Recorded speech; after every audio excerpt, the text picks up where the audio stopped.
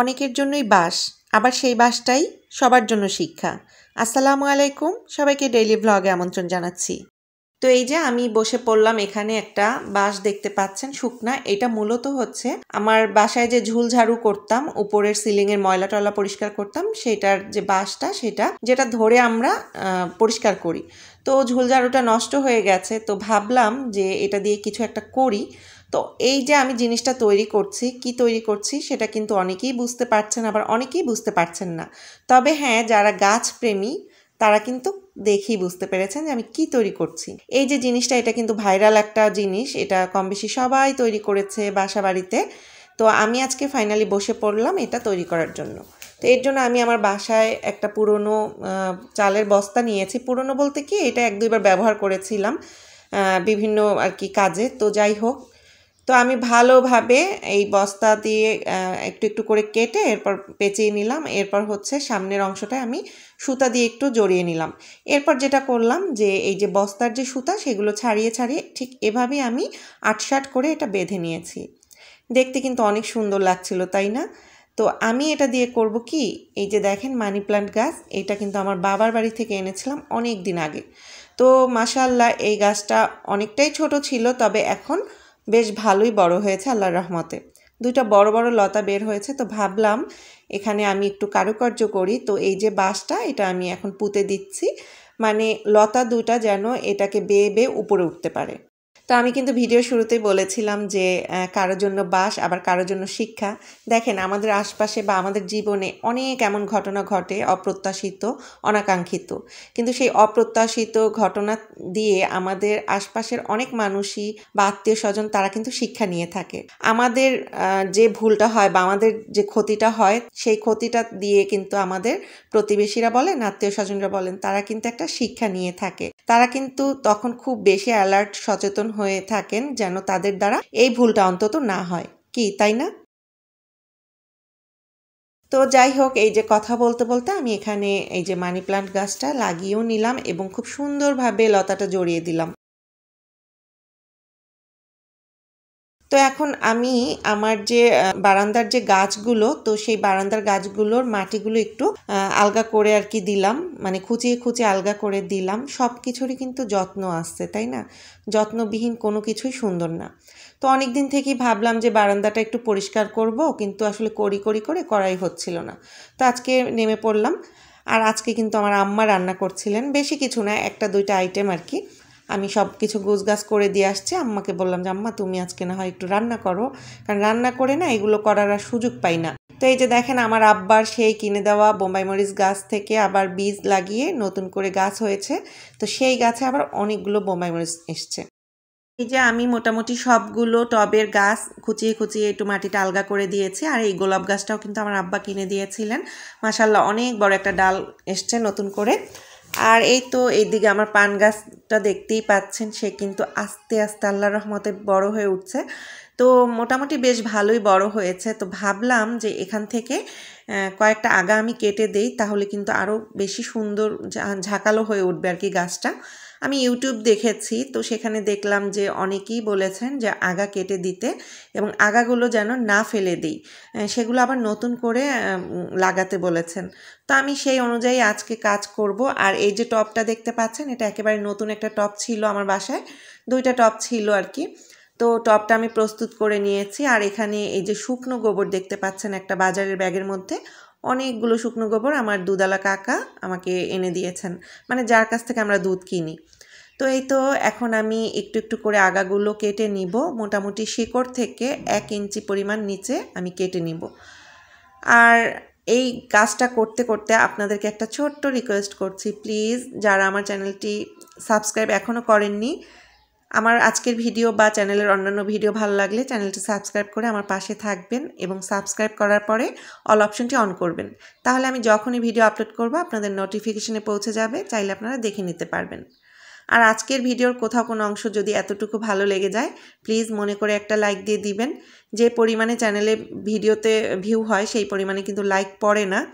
Please আপনারা একটা like দিবেন। আপনাদের একটা লাইক কিন্তু আমার জন্য অনেক বেশি উপকার হয়। আর আপনাদের সুন্দর সুন্দর কমেন্ট কিন্তু পড়তে ভালো লাগে, নতুন দিন নতুন ভিডিও তৈরি করতে অনেক বেশি উৎসাহিত করে। তো প্লিজ ভিডিও সংক্রান্ত আপনাদের মতামত অবশ্যই কমেন্ট বক্সে জানাবেন। তো এইদিকে আমি কিন্তু মাটি আর গোবর দিয়ে মানে শুকনো গোবর দিয়ে মাটিটা প্রস্তুত করে নিয়েছি। আর ঠিক এভাবেই আমি পান গাছের ডগাগুলো লাগিয়ে দিচ্ছি, দেখা যাক হয় কি না। আশা রাখছি ইনশাল্লাহ হবে।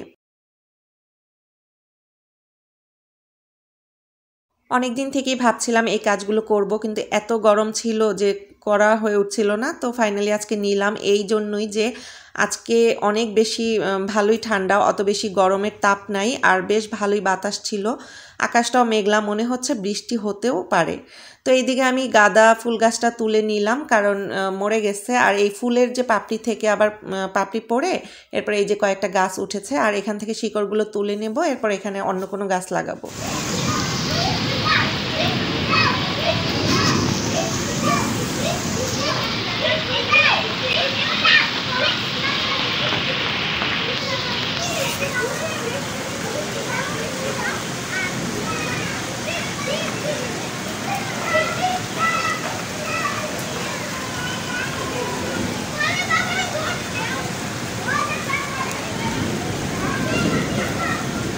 আলহামদুলিল্লাহ, আলহামদুলিল্লাহ, আলহামদুলিল্লাহ। আল্লাহর কাছে লাখ লাখ শুকরিয়া যে আল্লাহ তাআলা আমাদেরকে তার রহমতের বৃষ্টি উপহার দিয়েছেন। আল্লাহর কাছে অনেক অনেক শুকরিয়া।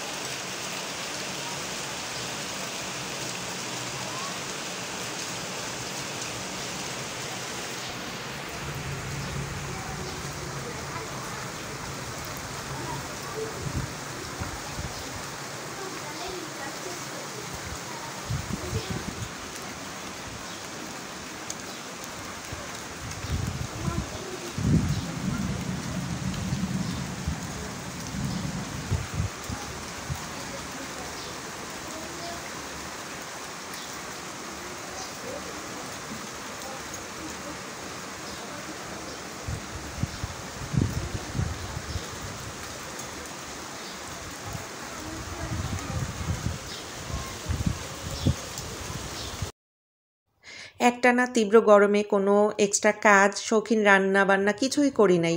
যতটুকুন দরকার ছিল ঠিক ততটুকুনি করেছিলাম। তো আজকে যখন আল্লাহ তাআলা তার রহমতের বৃষ্টি দিয়ে আমাদের মন প্রাণ একেবারে শীতল করে দিছেন, পুরো পৃথিবীটাই ঠান্ডা করে দিছেন, তো ভাবলাম আজকে না হয় একটু এক্সট্রা কোনো শৌখিন খাবার তৈরি করি। তো যেই ভাবা সেই কাজ, এখন আমি সিঙ্গারা তৈরি করব। তো এর জন্য এখানে আমি সিঙ্গারার পুরটা রেডি করে নিচ্ছি। তো এখানে এই যে আলুগুলো দেখতে পাচ্ছেন, এগুলো আমার আম্মা কেটে দিয়েছেন।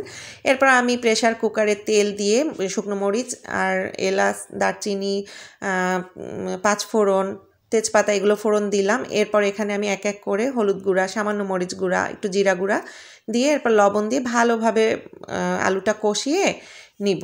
আর এই যে সামান্য একটু চিনি দিলাম, এতে করে কিন্তু অনেক বেশি টেস্ট হয় খেতে। একেবারেই সামান্য চিনি দিয়েছি। তো এরপর আমি এখানে আদা দিতে না ভুলে গেছিলাম, তো এটা হচ্ছে আদা রসুন পেস্ট। তো এটা আমি একটু ডিপ ফ্রিজ থেকে নামিয়ে কেটে দিলাম, সমস্যা নাই, এখন দিলেও হবে। এরপর আমি খুব ভালোভাবে কষিয়ে এরপর আমি একটু সামান্য ঝোলের পানি দিয়ে এটা ঢাকনা দিয়ে 2টা সিটি উঠিয়ে নিব। তাহলে আমার আলু রান্নাটা হয়ে যাবে। খুব ঝটপট করে প্রেসার কুকারে রান্না বান্না করা যায়, অনেক বেশি সুবিধা হয় আর গ্যাস সাশ্রয় হয়। সবথেকে বড় কথা, গ্যাসটা অনেক বেশি সাশ্রয় হয়।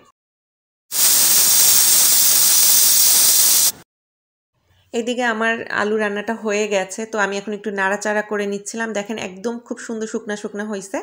আর এখানে হচ্ছে অ্যাঙ্কর ডাল বা চটপটির ডাল, এটা আমার আগে থেকেই সিদ্ধ করা ছিল ডিপ ফ্রিজে, তো সেটা আমি নামিয়ে দিয়ে দিলাম।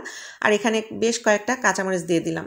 এরপর আমি একটু আধভাঙা করে নিচ্ছি আলুটা, কারণ আলু কিন্তু আস্তে আস্তে থাকলে সিঙ্গারা খেতে ভালো লাগে না, একটু আধভাঙা করে দিলে সেই সিঙ্গারা খেতে ভালো লাগে। আর এই তো আমার মোটামুটি হয়ে গেছে, একটু সময় রেখে তারপর আমি চুলাটা বন্ধ করে দিব। আর ধনিয়া পাতা থাকলে তো অবশ্যই দিতাম, ধনিয়া পাতা ছিল না।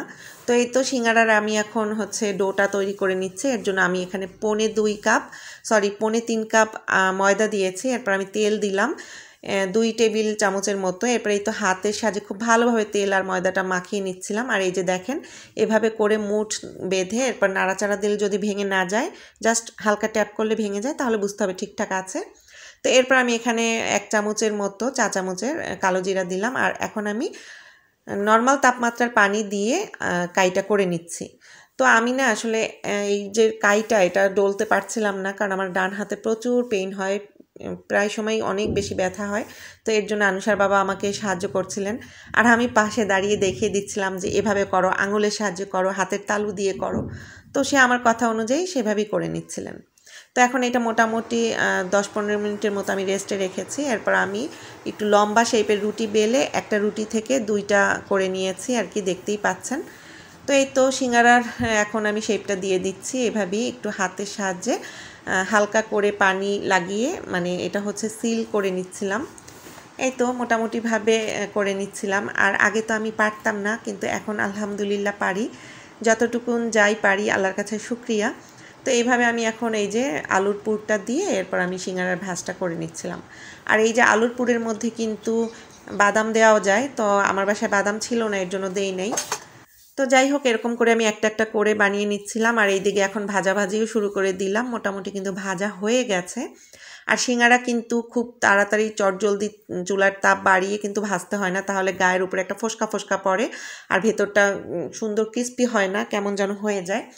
মিডিয়াম জালে আস্তে আস্তে কিন্তু সিঙ্গারাগুলো ভাজতে হয়, এবং মোটামুটি যখন তেলটা গরম হয় সেই পর্যায়ে দিতে হয়। আর এই তো কয়েকটা সিঙ্গারা আমি আবার ফ্রোজেন করে রাখলাম।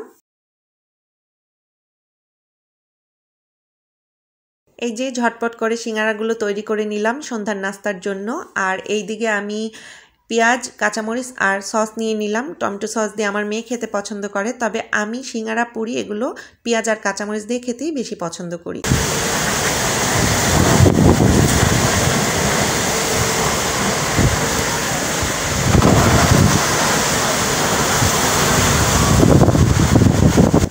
এখন আনুমানিক রাত 8:30 বা 9টা বাজে। কালবৈশাখী ঝড় শুরু হয়ে গেছে, দেখতেই পাচ্ছেন। আর বাসায় তো কারেন্ট নাই, তো আমি আবার এই যে আমার গাছগুলো এই সাইডে এনে রাখলাম, যদি পড়ে যায় কারো মাথার উপরে সেই ভয়ে। সবাই ভালো থাকবেন, আল্লাহ হাফেজ।